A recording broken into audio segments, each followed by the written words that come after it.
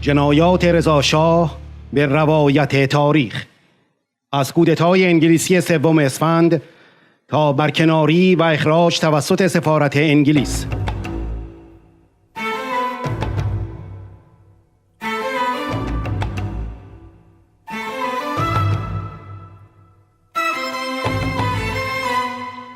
رضاشاه عشایر لر را کشتار کرد. باقی ماندگان قتل عام لرستان را در سرمای زمستان پای پیاده و با زنجیری به دست هر 2 نفر به خراسان کوچ داد که بسیاری در میانه راه جان باخته و در طول مسیر دفن شدند.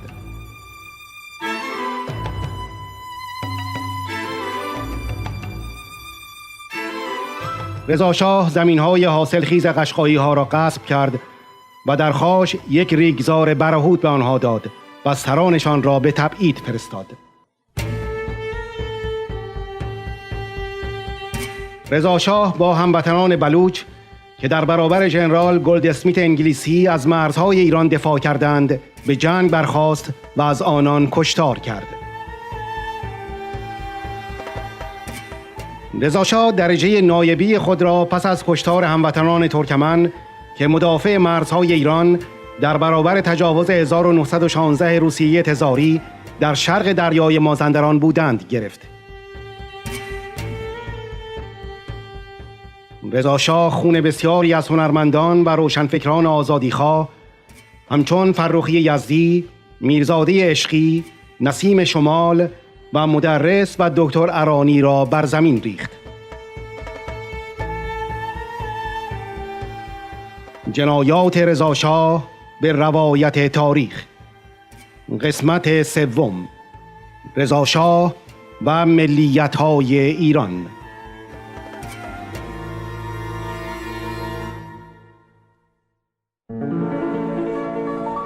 ایران زخمگین ما سرزمینی است با جغرافیای رنگارنگ و تنوعات قومی و زبانی.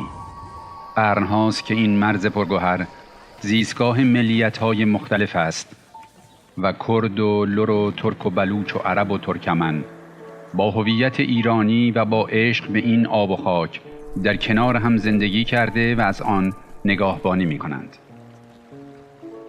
با این همه رد خونچکانی از یک زخم تاریخی بر این پیکر یک پارچه به چشم می‌خورد. ردی که از ستمی مضاعف سرچشمه گرفته و منشأی جز استبداد و استعمار ندارد. در این میان سوال این است که رضاشاه چه رابطه‌ای با ملیت‌های مختلف ایران داشت؟ آیا حقوق آنها را به رسمیت می‌شناخت؟ آیا حافظ و مدافع یک ایران متحد بود؟ در این برنامه خواهیم کوشید تا به این سوالات به یاری اسناد تاریخی پاسخ بدهیم.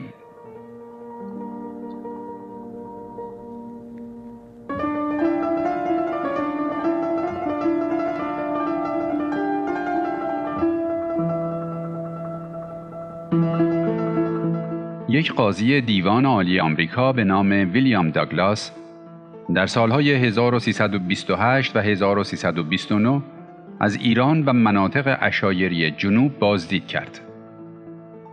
او گزارش مستندی منتشر کرد که در آن زمان مورد توجه پژوهشگران بین المللی قرار گرفت.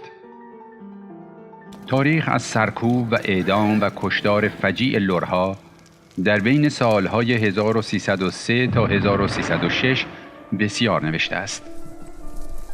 اما سرتیپ شاهبختی و تیمسار امیر احمدی به فرمان رضاشاه حتی از اسیران لر هم نگذشتند و سر بسیاری از آنها را با شمشیر قطع کردند.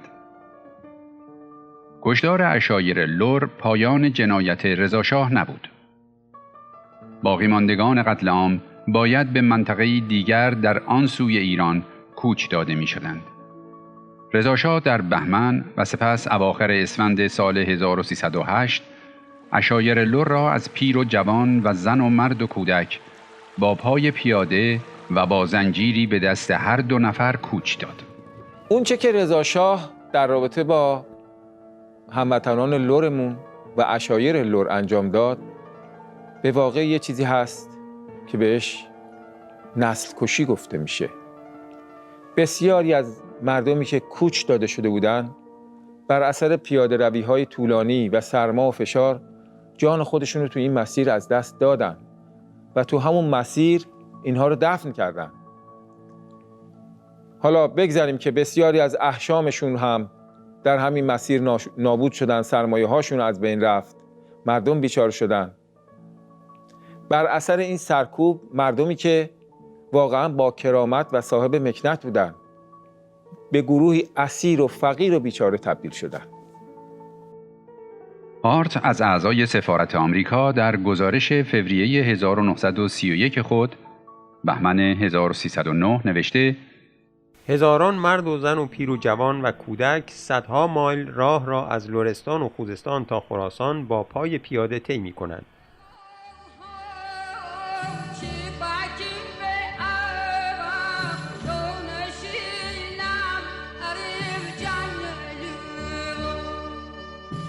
اصلا رحم نمی کردن، نه به پیر نه به جوان.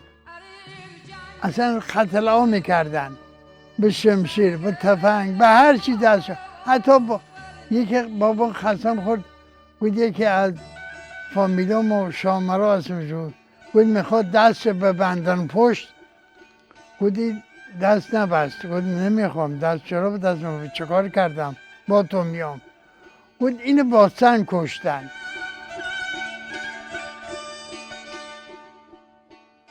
تمام این جنایت ها به اسم برقراری امنیت صورت می گرفت. سرتیپ شاهبختی و بعدش هم امیر احمدی به اسم اینکه میخوان آرامش رو توی لرستان برقرار کنن به پیر و جوون رحم نمی کردن. خاطرات اون جنایت ها هنوز هم در ترانه ها و اذهان مردم لرستان باقیه.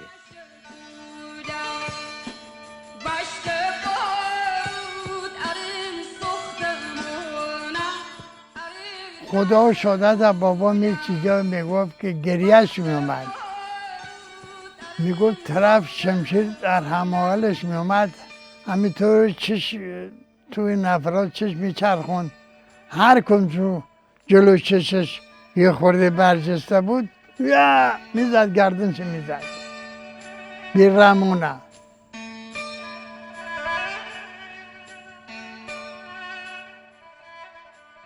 خود شاهبختی اصلا این مسئول اعدام بود، نفرات یه میبرد بدون محاکمه، بدون اگه محاکمه کو، اصلا بدون محاکمه یالا اعدام. تیمسار شاهبختی از دوستان نزدیک رضاخان بود که در آن روزگار با درجه سرتیپی برای سرکوب و اسکان لرها به لرستان رفته بود. بابام گفت بخی که تحصیلیم شدیم به صلاح قرآن آوردن و امضا کردن و گفت تسلیم شدیم و صلاحاً تحویل دادیم و گفت آقا این هنگ ژاندارمری تو بود، اما سوا چادر زده بودن، سوا بودن. گفت بعد 2 ماه یه روزی دیم بلند شدن، محاصره تیراندازی همه گرفتن.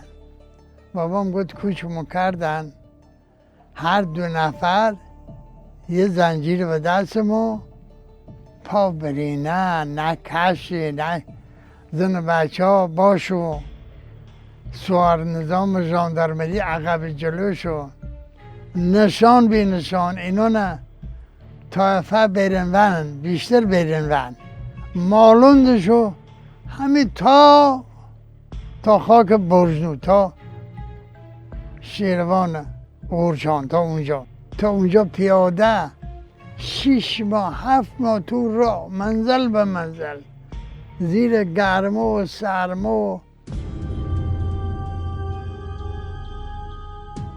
تیمسار امیر احمدی را در سالهای سرکوب در لرستان قصاب لر می‌خواندند. او خود در سال 1303 در جریان یک سخنرانی در بروجرد از برانداختن نام لر از صفحه لرستان سخن گفته بود. این مرتبه طوری قوای الوار را در هم خواهم شکست که بعدها قدرت جزئی حرکت نماند.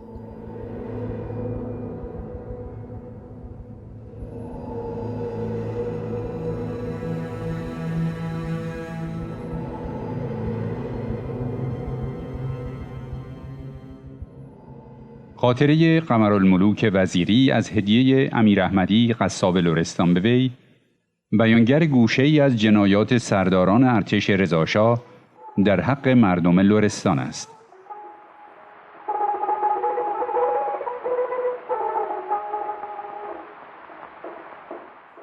قمرالملوک این خاطره را برای ملوک زرابی که خود از خوانندگان معاصر وی بوده است تعریف می کند.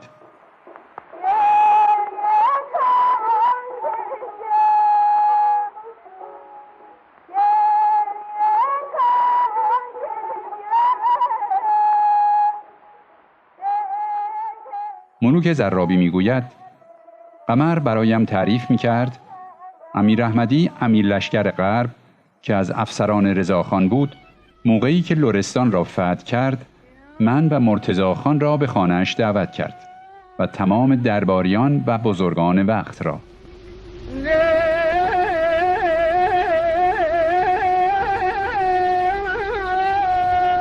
پس از آن که خواندم و گل به سرم ریختند امیر لشکر مرا خواند، دستم را بوسید و پیش خود نشاند و رو کرد به پیش خدمتها و گفت بروید خرجینی را که از لرستان آوردم بیاورید. خرجین را که آوردن دست کرد و یک جفت گوشواره از آن درآورد و اولی را گوش من کرد و دومی را نتوانست و آن را در دست من گذاشت. موقعی که آمدم نشستم دیدم تکه‌ای سیاه و نرم به انتهای گوشواره آویزان است و فهمیدم آن را از غارت آوردند و قسمتی از نرمه گوش به آن آویزان است.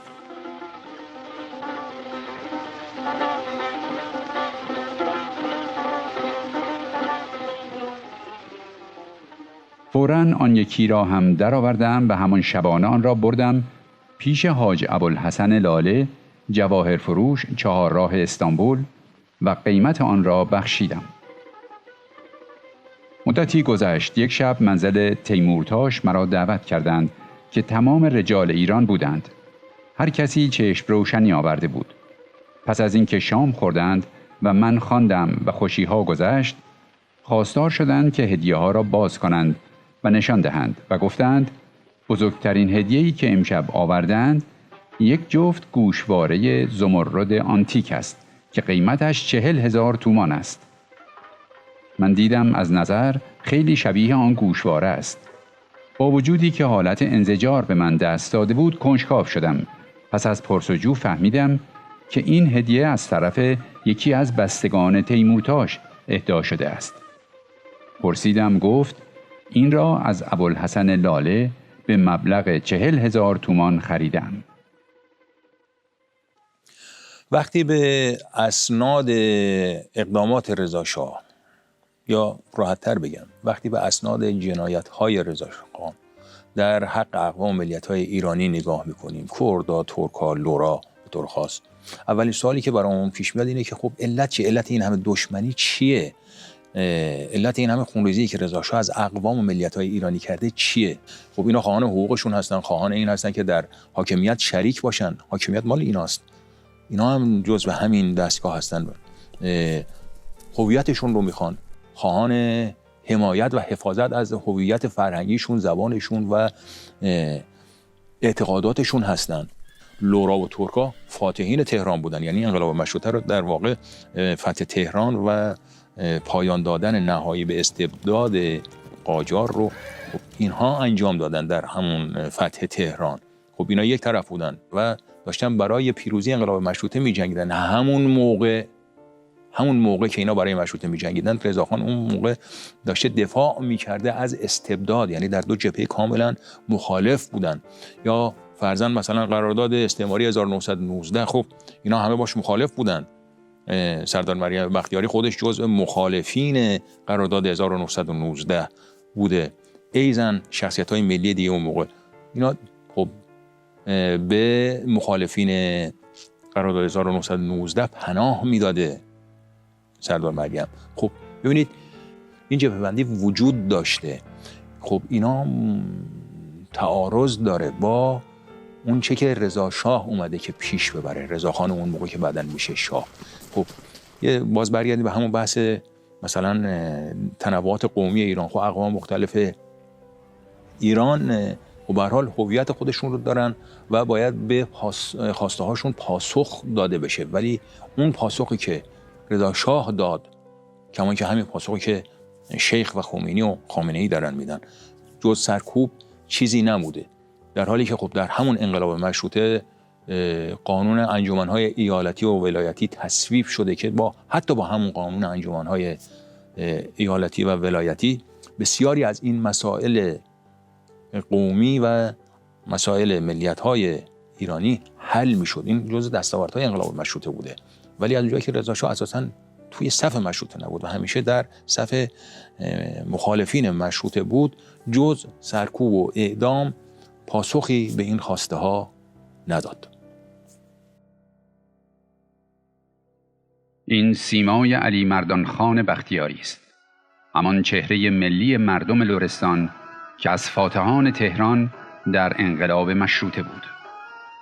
علی مردان خان به فرمان رضا شاه اعدام شد.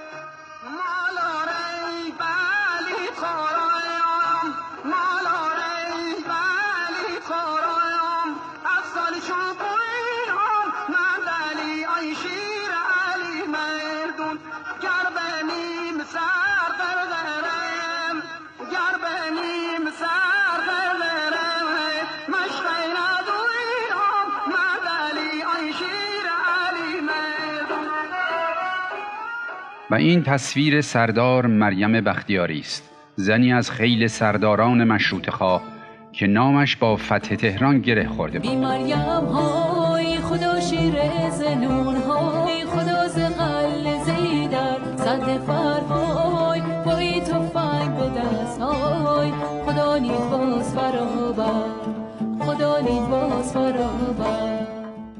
در مقدمه کتاب سردار مریم بختیاری درباره حضور این شیرزن در عملیات فتح تهران اینطور آمده است: سرهنگ ابوالفتح اوژن بختیاری در کتاب تاریخ بختیاری صفحه 219 می نویسد: موضوع دیگری که از آقای حسین ثقفی اعزاز شنیدم این است که در همان موقع، یعنی قبل از ورود سردار اسعد به تهران، بیبی مریم خواهر او هم با عده‌ای تفنگچی بختیاری در تهران بوده است و در یکی از خانه‌های پدری حسین ثقفی منزل نموده است و به مجردی که میشنود سردار اسعد رو به تهران می آید، آن زن هم پشت بام خانه‌ها را سنگربندی می کند و با عده‌ای سوار بختیاری که در اختیار داشته است با قزاق‌ها مشغول جنگ می شود و شخصاً هم تیراندازی می کرده است.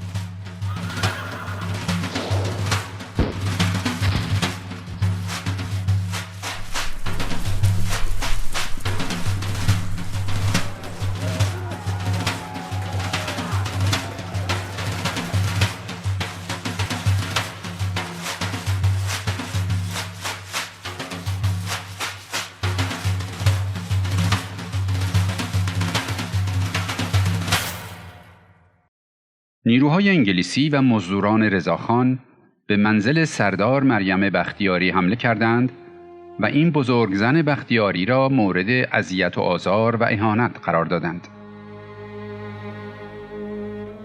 اعدام و سرکوب سرداران مشروطه خواه لرستان توسط رضا شاه یک سابقه تاریخی داره. سابقه‌اش چیه؟ سابقه‌اش در اینجاست که ببینید، رضا شاه قزاق بود. قزاق جزء نیروهایی بوده که از استبداد قاجار دفاع می‌کرده. یعنی مخالف مشروطه خواه و انقلابیون مشروطه بوده. یعنی مزدور محمدعلی شاه بوده، راحت. سربازش بوده دیگه، سرباز محمدعلی شاه بوده. خب لرا چه کار می‌کردن؟ لرا دوش به دوش مجاهدین آذربایجان و گیلان با استبداد می‌جنگیدن. آذربایجانی‌ها با استبداد می‌جنگیدن. مجاهدین آذربایجان به رهبری ستارخان سردار ملی ایران وقتی که داشتن با استبداد قاجار می‌جنگیدن، رضا شاه کجا بوده؟ رضا شاه تو لشکر عین الدوله اونور دیوار تبریز داشته با همون مسلسل ماگزیمش که معروف هم بوده به رضا ماگزیم، داشته به ستارخانی‌ها شلیک می‌کرده. از تبریز وقتی که میاد رضا شاه به تهران، باز جزء مدافعان تهران و استبداد حاکم بر تهران در مقابل مشروطه خواه است. وقتی که ترک‌ها، لرا و گیلانی‌ها و لشکر شمال میان که تهران رو بگیرن، باز لورا اونور دیوار تهران همراه با ترکا و شمالیا برای پیروزی انقلاب مشروطه می‌جنگیدن. رضاخان اینور دیوار از استبداد دفاع می‌کرده. ببینید این یک کینه و یک جنگ تاریخیه بین رضاشاه با ترکا، با لورا، با گیلک‌ها، با بقیه اقوام ایران.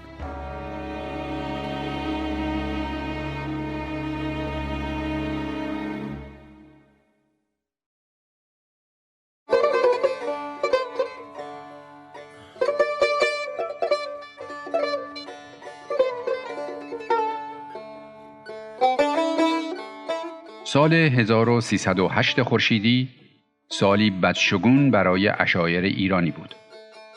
رضاشاه زمین‌های قشقایی‌ها را در فارس گرفت و در خاش یک ریگزار برهوت به آنها داد. سرکوب و کشتار رضاشاهی شامل عشایر قشقایی و تبعید سران قشقایی هم شد.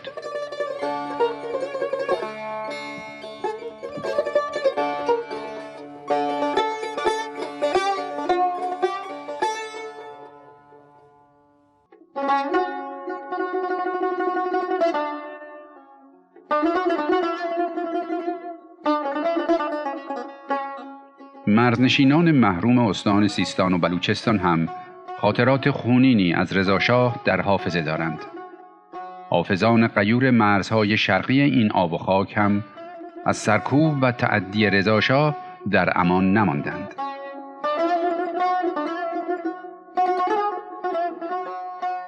در اواخر دوره قاجاریه و اوایل سلطنت رضاشاه حکومت هیچ قدرتی در منطقه سیستان و بلوچستان نداشت. این وضعیت باعث شده بود تا قدرت‌های استعماری به این بخش از ایران چشم طمع بدوزند. انگلستان با اشراف به همین ضعف مفرط دولت مرکزی تلاش میکرد تا جایی که میتونه در زمان تعیین خطوط مرزی نواحی راهبردی شرق بلوچستان رو از ایران جدا کنه. گلدسمیت یک ژنرال معروف انگلیسی بود که برای ترسیم خطوط مرزی استعماری و جدایی استان سیستان و بلوچستان از ایران اقدامات فراوانی انجام داد. تنها مانعی که در برابر تلاش‌های ویرانگر گلدسمیت نسبت به اراضی شرقی ایران وجود داشت، حضور قدرتمند عشایر بلوچ بود که به هیچ وجه حاضر به پذیرش خطوط مرزی گلدسمیت نبودند. شرح برخی از این واقعیت‌ها در پوشه هفته مستندات مرکز اسناد و دیپلماسی وزارت امور خارجه که در سال 1287 هجری قمری ثبت شده نشان می‌دهد اگر شجاعت و میهندوستی عشایر بلوچ نبود، بخش‌های بسیار بیشتری از خاک بلوچستان از ایران جدا می‌شد.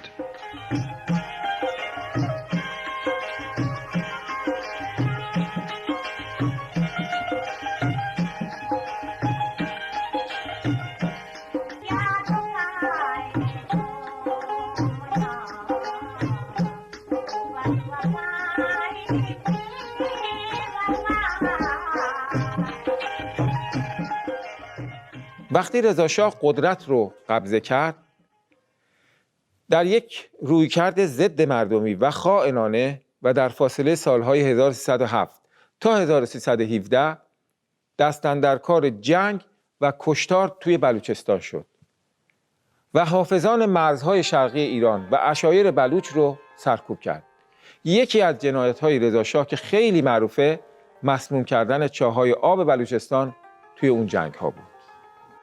فتح‌الله نوری اسفندیاری، وزیر مختار ایران در لهستان و واشنگتن، در کتاب رضاشاه در گذرگاه تاریخ به نقل از روزنامه دیلی میل انگلستان نوشته است: رضاخان برای سرکوب عشایر بلوچستان که مخالف او بودند، بسیاری از چاه‌های آب بلوچستان را مسموم کرد.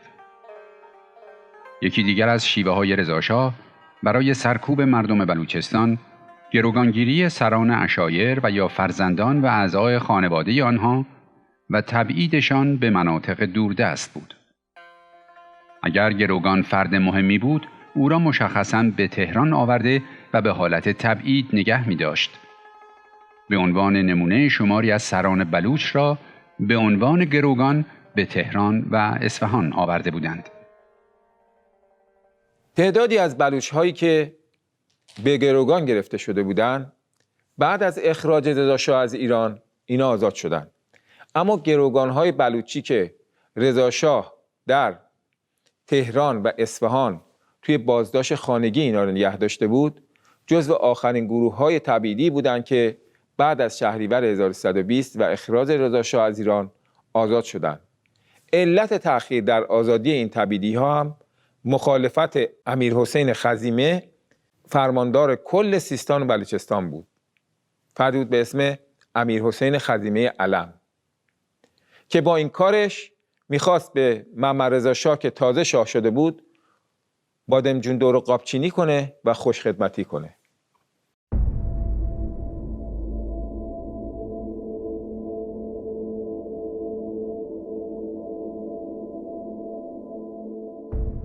نام قزاقی که در این عکس کنار یک اسب ایستاده، رضا معروف به رضا ماکسیم است.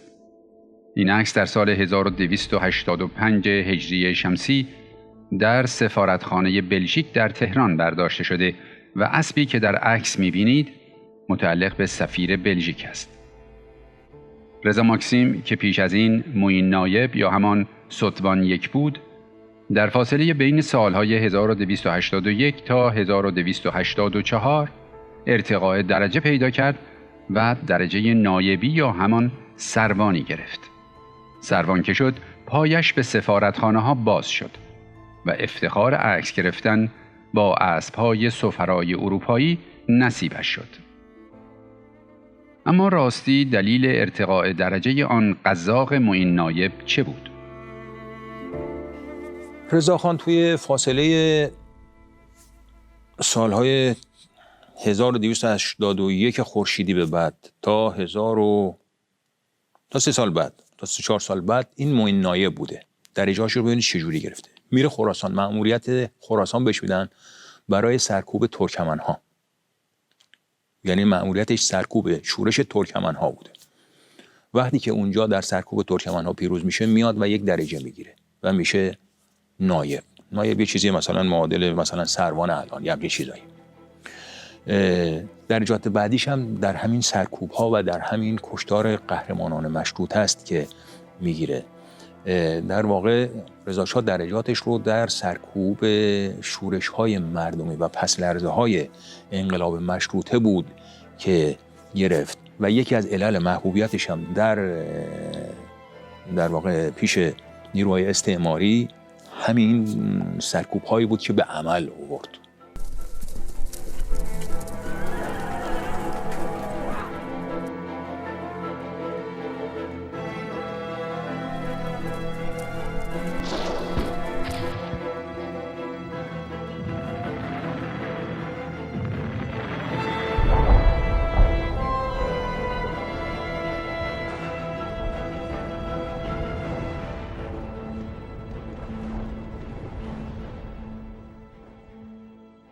ارتقاء درجه بعدی رضاخان به علت رضایت سفارت آلمان از او بود. درجه بعدی را هم از عین‌الدوله به پاس درنده خویش در محاصره تبریز و تیراندازی به سوی ستارخان و مجاهدان تبریز گرفت. رضاخان در زمانی که در حال تدارک انتقال سلطنت به خاندان خودش بود، نیازمند پیروزی‌های بیشتری بود. ترکمنصحرا سوژه خوبی برای مطامع شاه از راه رسیده به حساب می آمد. به همین خاطر اسم سرکوب مردم ترکمن را مهار قائله ترکمنها گذاشت و کشتار ترکمنها را در بوق و کرنا کرد. رضا شاه تا بمباران ترکمنها به کمک هواپیماهای یونکرز آلمانی هم پیش رفت. کتاب جنبش رهایی بخش ترکمنستان نوشته آتایوف در این زمینه گفتنی ها بسیار دارد.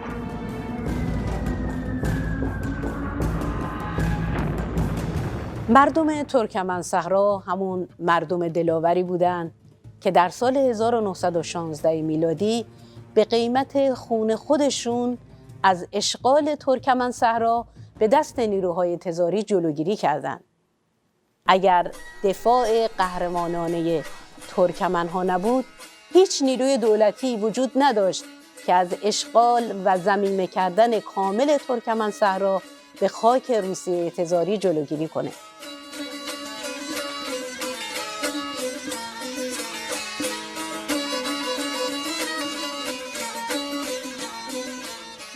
اما اونچه که برای رضاشاه کوچکترین اهمیتی نداشت، همین تمامیت ارضی و همین رنج و خون اقوام ایرانی برای حفظ همین آب و خاک بود. رضاشاه فقط و فقط به یک چیز فکر میکرد و اون هم در دست گرفتن قدرت و بر سر گذاشتن تاج پادشاهی به هر قیمت بود.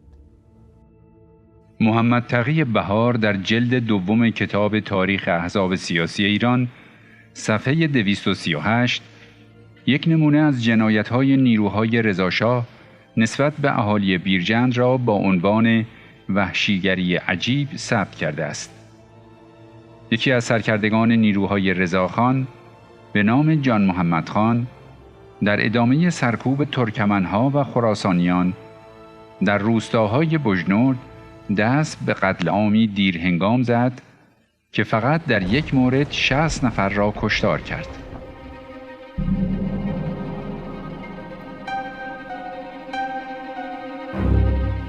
کشتار هموطنان کردی که قرنها حافظ مرزهای غربی ایران بودند، یکی دیگه از سیاه‌ترین برگ‌های تاریخ دیکتاتوری رضاشاه و پسرش محمد رضاشاه. جنایتی که البته خمینی هم اون رو تکرار کرد. بعد از اشغال ایران توسط نیروهای تزاری روس در جریان جنگ جهانی اول، رضاشاه در همراهی با ژنرال نیکولای باراتوف به همدان تاخت و بعد از همدان به کرمانشاه رفت و ردی از خون پشت سر خود به جای گذاشت. پیامدهای خونین این جنایت تا سنندج هم امتداد یافت. کرمانشاه و سنندج از مناطق فعال در جنبش مشروطه بودند و شماری از رزمندگان این مناطق به تبریز رفته و به ستارخان پیوسته بودند.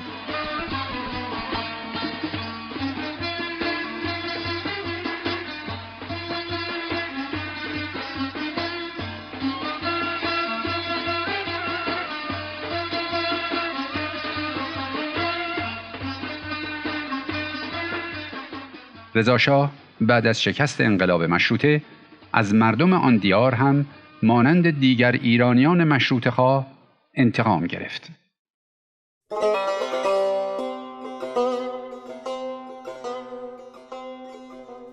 یکی از ننگین‌ترین صفحات تاریخ زندگی رضاشاه بدون اغراق دست کردن رضاشاه در خون مجاهدان مشروطه، به طور خاص مجاهدان قهرمان تبریزه.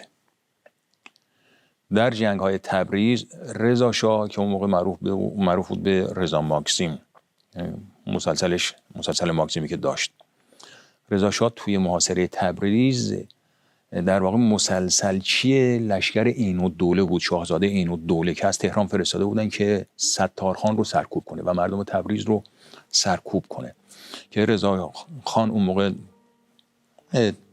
مثلا افسر درجه دار دونپایه بوده. اونو هم قطاراش در واقع در محاصره تبریز به روی ستارخان سردار انقلاب مشروطه ایران آتش باز کردن. این در تمام کتاب‌های اون دوره ثبت شده. کسروی بهش اشاره کرده، بهار بهش اشاره کرده و در تمام عموم کتاب‌های تاریخ مشروطه به این قضیه اشاره شده. حتی ببینید شما اگر به اون چه که انتشارات سایت مشروطه، سایت باقی مانده بازماندگان همین خانواده سلطنتی الان هم اگه مراجعه کنید، رد پای این خیانت رو میتونید ببینید. کجا رضاخان مشروطه خواه بوده یا به عنوان وارث مشروط ازش اسم میبرن؟ رضاشاه از اولش تا انتهاش دشمن مشروطه بود و بسیار خون از مجاهدان مشروطه، به طور خاص مجاهدین آذربایجان و لرستان بر زمین ریخت و درجه‌هاش هم تمام این درجه‌هایی رو گرفته بود از روی خون همین مجاهدین مشروطه خواه گرفت. در واقع کسروی صحنه‌ای از جنایت‌های آن مسلسلچی را اینگونه ثبت کرده است. از آن سوی دسته های قزاق چند 60 تیر مسلسل می داشتند که آنها را نیز از فرانسه خریده بودند و گویا نخست بار می بود که در ایران 60 تیر به کار می رفت. از چیزهای شنیدنی آن که فرمانده این 60 تیرها رضاخان سوادکوهی می بود که سپس به پادشاهی ایران رسید و خاندان پهلوی را بنیاد گذاشت. یکی دیگر از مورخان انقلاب مشروطه در کتاب خود به همین واقعیت اشاره کرده و می نویسد: محمد علی شاه هم که تنها هدفش برانداختن مشروطه بود، باز تلاش می کند با همه ضیق مالی و وضع نامساعدی که داشت، نیروی مرکب از پیاده و سوار و قزاق و توپخانه، حتی چند دستگاه مسلسل سنگین، آن هم به فرماندهی رضاخان سوادکوهی تهیه و به تبریز گسیل دارد. در کتاب رضاشاه از تولد تا سلطنت هم به نقش رضاخان در سرکوب جنبش تبریز هم اشاره شده و از جمله اینطوری می نویسه: اسماعیل امیرخیزی که در وقایع آذربایجان و جنگ‌های تبریز همراه ستارخان بوده، در کتاب خودش نوشته شب 13 ذیقعده من در باسمنج بودم، چون صدای تفنگ از هر جا بلند شده بود و جنگ شدت گرفته بود. یکی از دلایل عقب نشینی مجاهدان تبریز شدت کار مسلسل قزاقخانه بود که فرماندهی آن را نایب اول یا به اصطلاح ستوان رضاخان به عهده داشت. پس از اتمام جنگ و عقب نشینی تبریزیان، رضاخان به دستور عین الدوله به درجه سلطان دومی که معادل سروان الان هست ارتقا پیدا کرد. بله، رضا شاه با امثال این جنایت ها سلسله مراتب مورد نیازش رو طی کرد تا رضا شاه شد، شاهی که بیگانه آوردش و بیگانه بردش.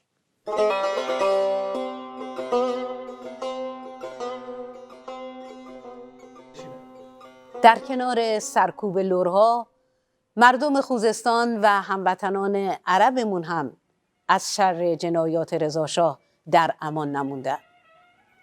سرکوب عشایر لر ساکن خوزستان هم از جمله اقدامات رضاشاه بود.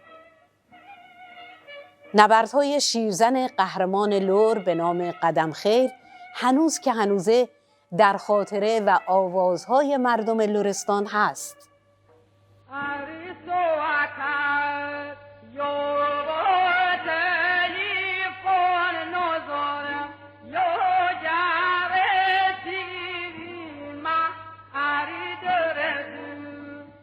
در واقع سراسر ایران از جنوب و غرب و شرق و شمال همه از رضاشاه زخم‌ها دارند.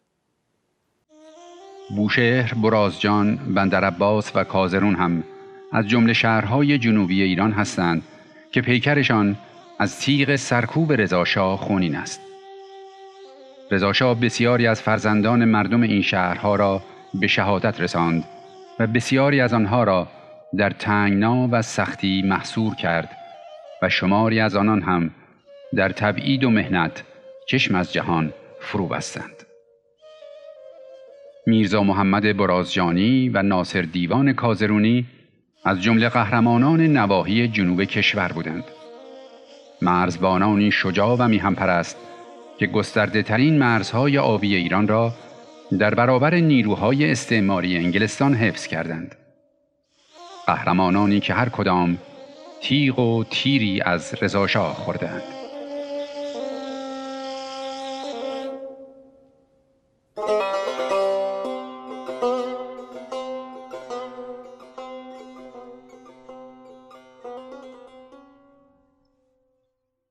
طبق جدولی که فصلنامه پژوهش‌های تاریخی دانشگاه اصفهان در 6 شهریور 1398 منتشر کرده، رضاشاه از سال 1303 تا سال 1320 دستاندرکار تبعید ایرانیان از هر قوم و ملیتی در سراسر ایران بوده است.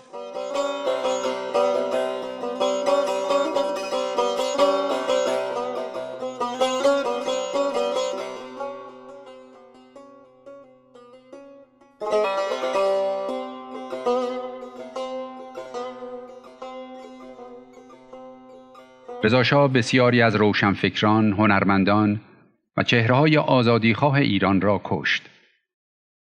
یاد هزاران قهرمان گمنامی که در تبعید و اتاقهای شکنجه رضاشاهی به شهادت رسیدند، برای همیشه بر سینه تاریخ ایران ثبت شده. از این میان باید از بزرگانی همچون فرخی یزدی، میرزاده عشقی، مدرس، نسیم شمال و دکتر ارانی نام برد که پیشاپیش هزاران شهروند گمنام در برابر دیکتاتور ایستادند و به بهای جان خیش از ایران و ایرانی دفاع کردند. تاریخ به زبون اسناد و شواهد با ما صحبت میکنه.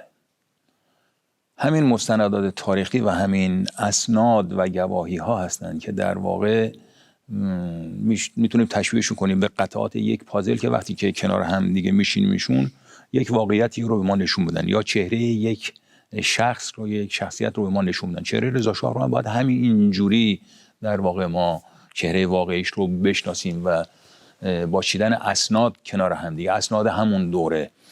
چون به هر حال ببینید با نمیدونم تعریف و تمجیدهای مشمئز کننده ای که بلندگوهای استعماری میان و با بزک کردن چهره مثلا رضاشاه ترتیب میدن، یا اونچه که در حتی درون همین دیکتاتوری حاکم بر ایران میان و باندهای مشخصی با اون داستان معروف روحت چاد راه میندازن، نمیشه مثلا یک چهره ای رو بزک کرد و تحویل ملت داد. یک مثال بزنم، مثلا میگن که رضاشاه اگر نبود ایران تجزیه میشد.